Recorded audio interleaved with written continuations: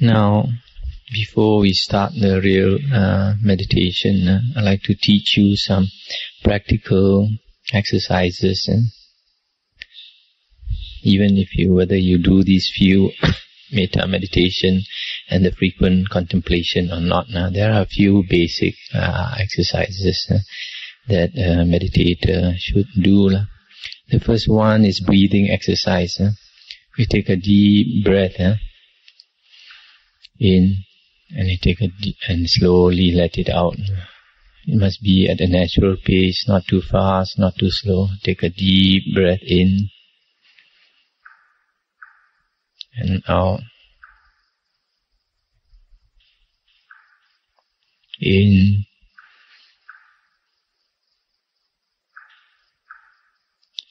out,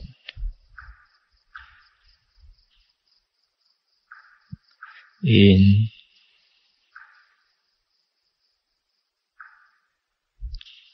out,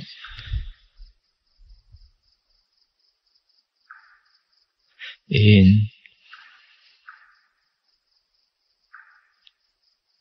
out, in, out, in,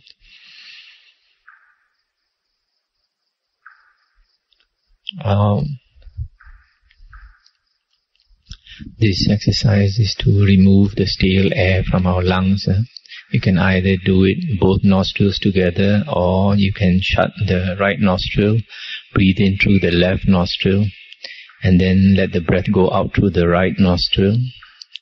Then you take in the breath through the right nostril, and let it out through the left nostril. And then take it in from the left nostril again, and out through the right nostril, and in from the right nostril, and out by the left nostril. This breathing in and out, you can do about 10 times to change the air in you. Especially if there are some people who do office work and they don't have much opportunity to exercise. And the second exercise to relax your body is some neck exercises. You can bend your head backwards, that as far as you can go, and then you bend it around in a circle like this. Then you change direction. Then you move your shoulders like that to relax. These might be important for somebody who comes back from the office a bit tensed up. And you want to meditate, you have to do all these to relax yourself. The neck is one of the areas in our body which is seldom exercised. And you see some people, they do this bending of the neck. They can't bend their neck very far, and they go like that. But if you are used to bending your neck, then you can bend it quite low.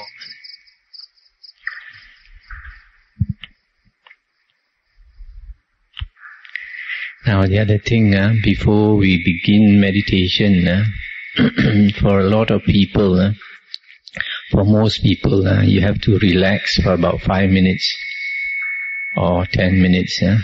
When you close your eyes, before you begin meditation, you just tell yourself that you're going to relax. And don't think of any meditation object. This is for most people, they have a lot of things, for lay people especially. You have a lot of things in your mind, especially if you have a job. You come back from the office, a lot of things in your mind. So when you start meditating straight away, you're going to end up with a headache. A lot of people have a headache if they start meditating too fast. So you just close your eyes, and if you stay in a quiet place, there's no sound to distract you, then you just close your eyes and tell yourself you're going to relax. You're going to relax. Even imagine you're going to fall asleep. But as long as you keep your body straight, you won't fall asleep. So just tell yourself to relax, close your eyes and relax for a few minutes.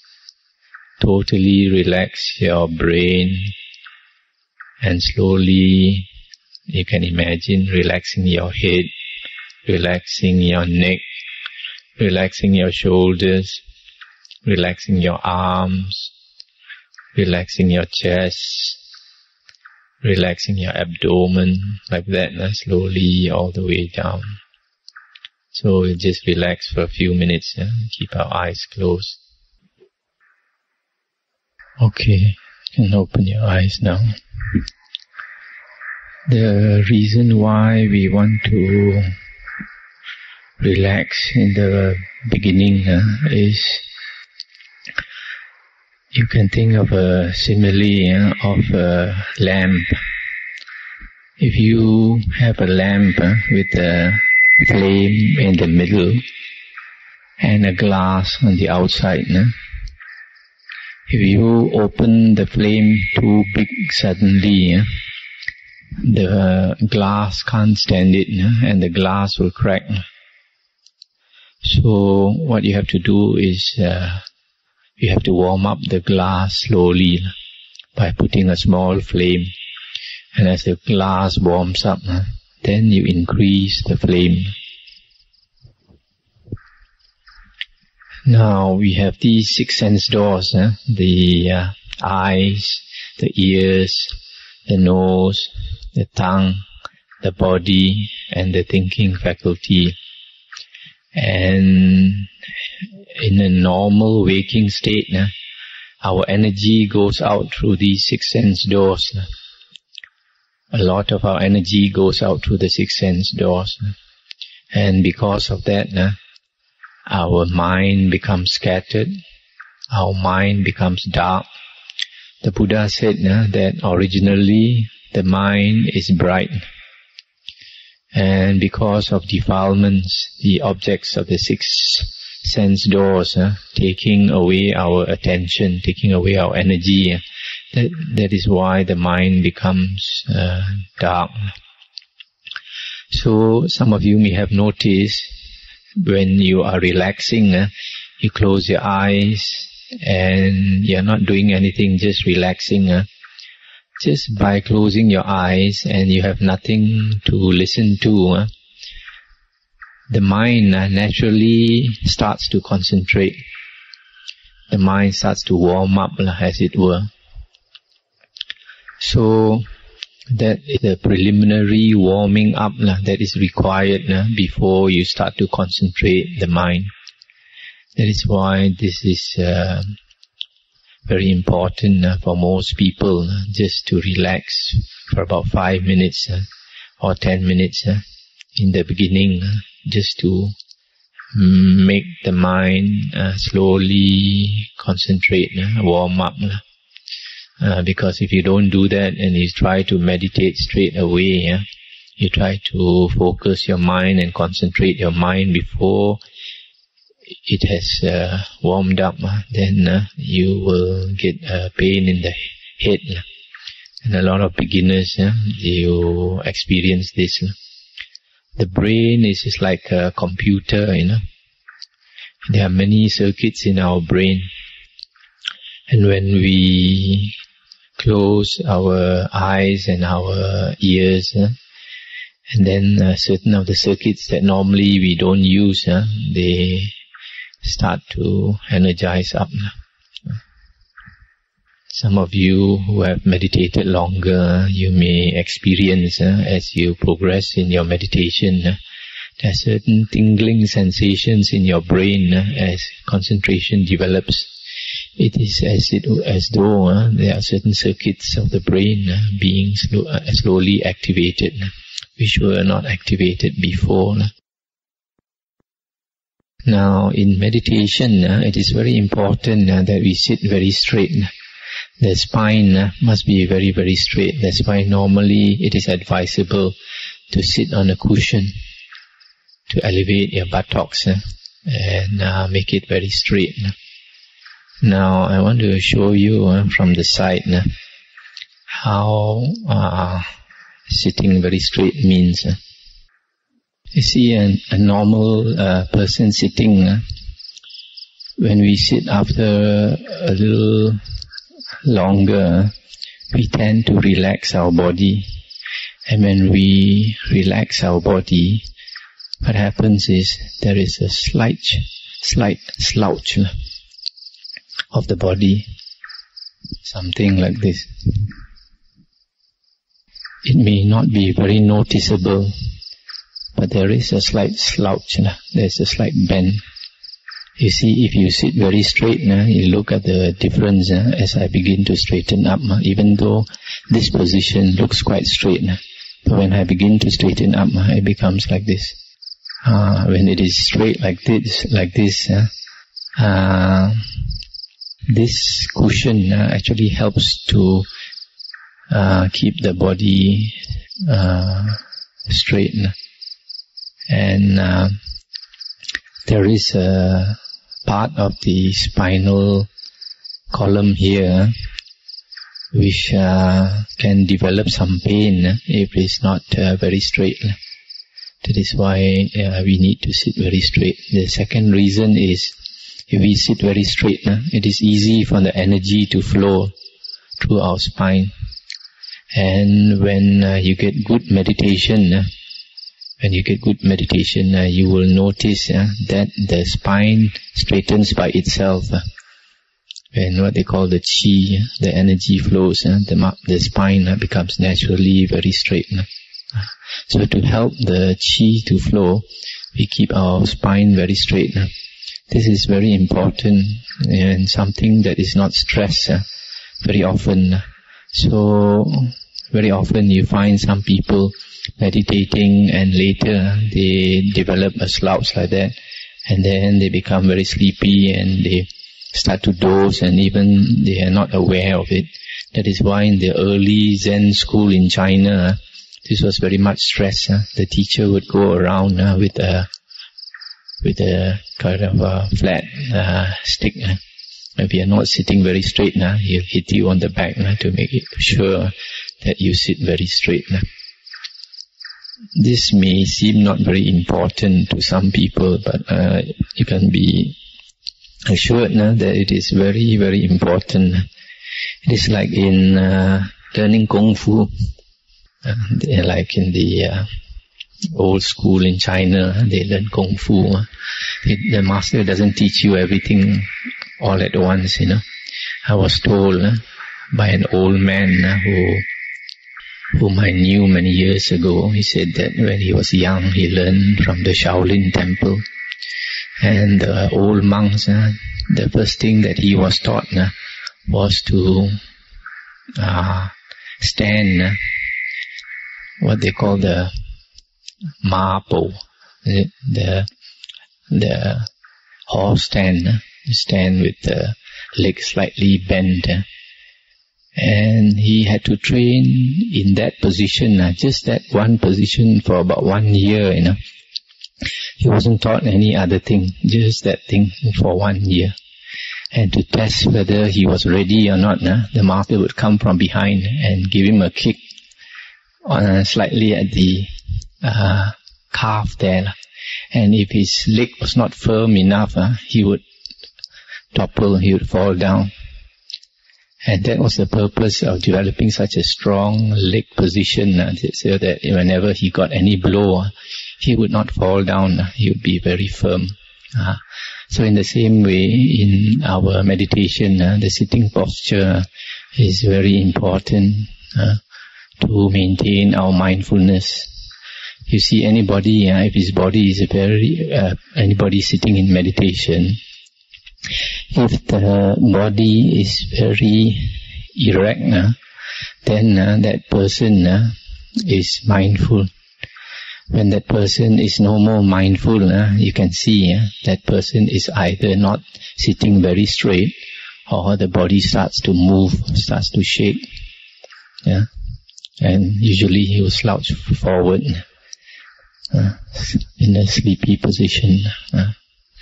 So these are the preliminaries that we have to know.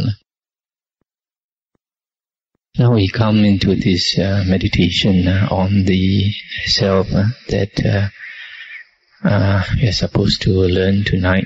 This meditation on the self is the fourth type of Buddhist meditation mentioned in the Anguttara Nikaya 4.170, where the Venerable Ananda said that all the monks and nuns who attained arahanthood came to declare to him that they all attained arahanthood by one of four ways. The first one is to practice samatha first, followed by vipassana.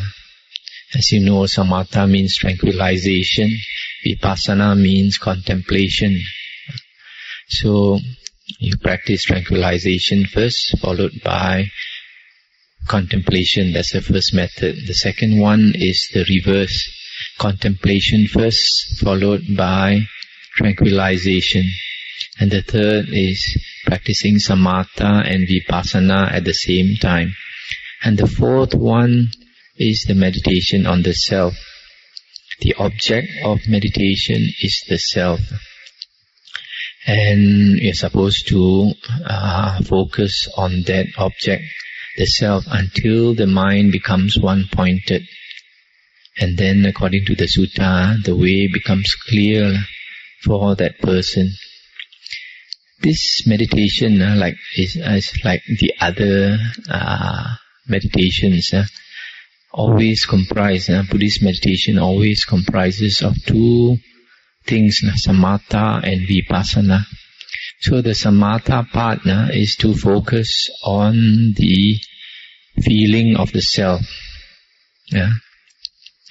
And the vipassana part is like the other Buddhist meditations, is to focus on the body and the mind. Because that is the mortal part of us, and that is the part that all beings take to be the self. The Buddha said, if we refer to ourselves in the past life, or the present or the future life, it is always in connection with the body and the mind. And the mind consists of the four parts, the feeling, perception, volition and consciousness. So this vipassana partner is to always remember that the body and the mind is not I, is not mine, is not myself. These three aspects are always mentioned in the suttas. Not I, not mine, not myself. This word sati in the Buddha's teachings is the seventh factor of the Aryan Eightfold Path. And this seventh factor, sati, is to remember. This word sati comes from a word which is spelled as M-R-T-I. And this root word means to remember. So this real meaning of sati is also to remember. What is it we have to remember? We have to remember that this body and this mind is not I, is not myself, is not mine. We always have to remember this. All beings, we have two parts of us, the mortal part and the immortal part. And we always make the mistake of taking the mortal part to be the self. And this mortal part is the body and the mind. There is an immortal part in us. In Buddhism it's called the unconditioned state, the uncreated, the unborn. And that is the partner we want to return to, because that is the source. That is the source, our original home. So we want to return to our original home. And our original home, our original source, is that which has created the world. It is that which has created the sixth consciousness. And the sixth consciousness is the world. And there we find ourselves as a body and a mind. So this is the vipassana part of this meditation, always to remember that this body and this mind is not the self. So in remembering that this body and this mind is not the self, we always have to maintain a sort of observer attitude towards this body and this mind. We act like a witness, observing the body and the mind, and we don't become involved in the body and the mind. Whenever we become involved with the body and the mind, then we become back that person, this mortal person. Whenever we use the mind, we are trying to protect the self, usually. So we come back to become this mortal person. But if we want to return to our original home, then we want to divorce ourselves from this person, this body and this mind. That is why if we keep on watching our body and mind every day, we don't get involved. We remain equanimous and we don't take part in the workings of the mind. This is not easy because for lifetime after lifetime, we have been involved with mind. We have been taking this mind as a very good friend. Why? Because it is this mind which has been protecting us lifetime after lifetime. Protecting this body, that is. Protecting this body and this mind, this scheming mind, this calculating mind is very powerful. And it is precisely because that we use this mind that we are the number one creature in this world. Man is the top creature in this world. Even an elephant, such a huge creature, cannot challenge man. Even the tiger, so fierce, also cannot challenge man. Why? Because we have a more developed mano, more developed mind. That's why mano, from this word mano, we get the word man, M-A-N. So in wanting to return back to our original home, we don't want to use this mind because that is the way of the world. And that is not easy to remain independent, to watch the mind without taking part. So every day, if we have sati, we are supposed to look into our mind and just remain equanimous, don't get involved, and don't follow the mind. And that is a practice you have to do every day. But when we sit down to meditate, we try to develop the samatha part. The samatha part is quite difficult to do for most people. Quite difficult. That's why you can only do it when you sit down and your eyes are closed. You cannot develop samadhi when you are walking around with your six sense doors open. You cannot develop real samadhi. You can just develop only mindfulness, sati sampajanya, but you cannot develop real samadhi. To develop real samadhi, you have to close your five sense doors, and then only can your mind become one-pointed. So these are the two aspects. Now, one very good reason why we need to develop samadhi or practice samatha is because when we practice sati, when we observe the mind, when we are practicing vipassana, it is very difficult to remain independent. It is very difficult not to use the thinking faculty because we are so used to using the thinking mind that it is not easy to remain indifferent, equanimous. But in the Buddha's discourse, the Buddha said, the real practice of sati is to watch the body or to observe the nature of the body, feelings, the mind, and reflect on Dhamma, but without thoughts arising. Without thoughts arising.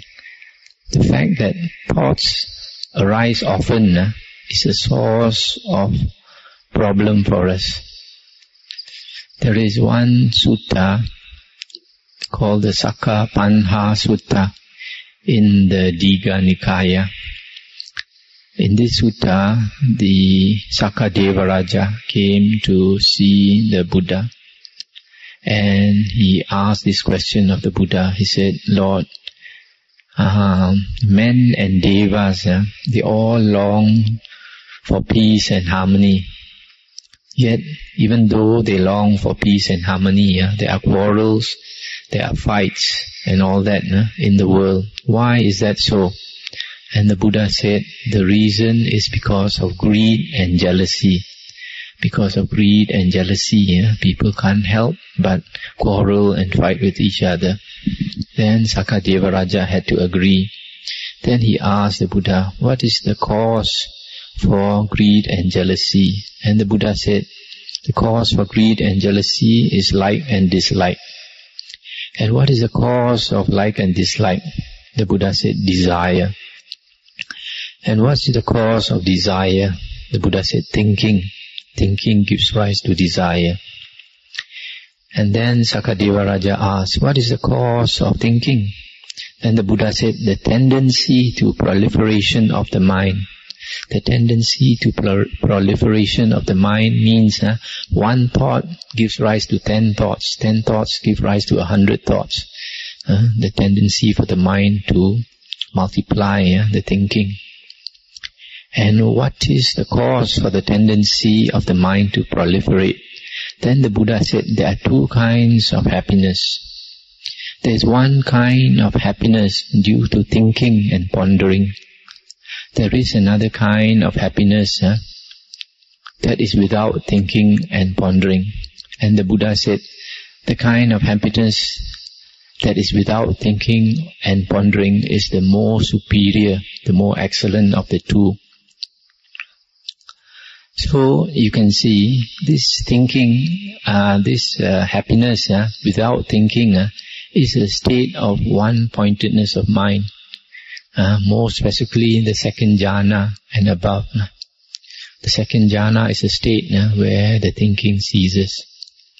So if a person can attain the second jhana and experience the bliss without thinking, then the tendency of the mind to proliferate, to think, is stopped. Otherwise, for most people, the tendency to think is very strong. That is why many people, even when they are not doing anything, they tend to daydream. How nice if I were to go on a holiday. How nice if this were to happen. You start to fantasize. You like to imagine. And because of this tendency, you find when we go to sleep, we start dreaming. All over the world we are dreaming. So, it is in order to stop this tendency of the mind to think that we practice samatha, and that is why we try to develop samadhi. So when we have the ability to develop the one-pointedness of mind, the samadhi, and attain the happiness without thinking, then we have stopped this tendency of the mind to prolapse to the observation. So, now of this meditation. This meditation on the self, if you close your eyes, for many people, you close your eyes and you imagine that your body has died, that you are no more in that body, that you don't have a body anymore. And then with your eyes closed, you ask yourself, do I exist? And for most people, you will have to answer that you exist. And if you are asked why you say that you exist, then the answer must be that you have this feeling, a very strong feeling of I. What in the suttas is described as I am or I exist. This feeling I exist, even without the body, is quite prominent for many people. And that is that feeling you stay with. You just stay with that feeling, I exist. That is one way. The second way, for some people, they observe the knowing mind, the knowing nature. What in the Thai forest tradition they call the knowing one. Ajahn Mun calls the knowing one, Puru in Thai. And this knowing one, if it is more obvious to you that there is a knowing and awareness in you, you stay with that. It is the same thing. That feeling of the self or that knowing, the awareness, you stay with it.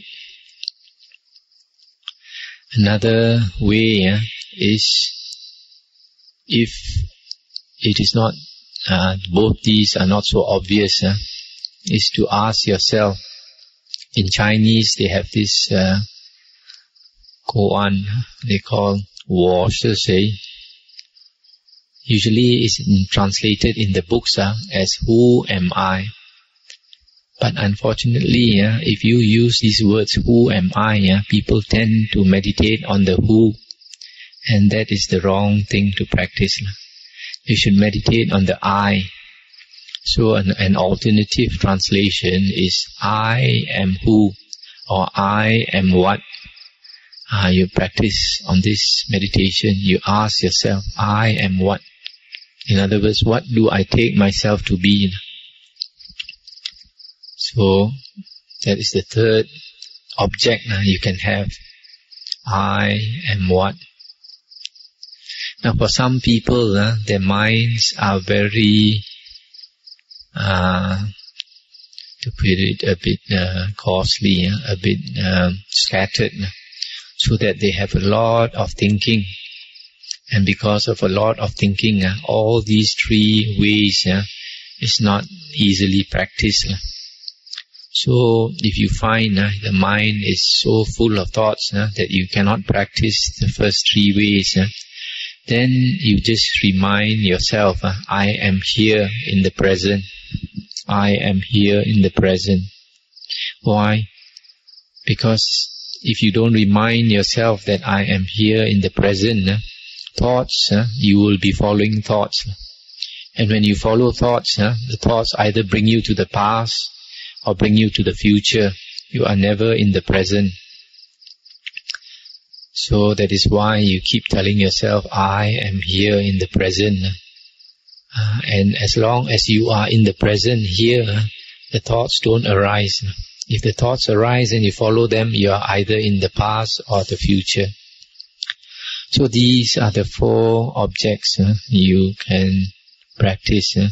One is to practice on the obvious feeling of I exist or I am. Second one is the knowing mind or the awareness. The third one is to ask yourself, I am what? The fourth one is to remind yourself, I am here in the present. So let us sit for about half an hour on this practice, and then if you have questions, we can discuss. If you practice the sati of remembering that this body and this mind is not I, is not mine, is not myself, there is a great difference from the normal state of a person. The normal state of a person is conscious of all that is happening around him, but he does not remember that he is not this person, this body and this mind. He gets caught up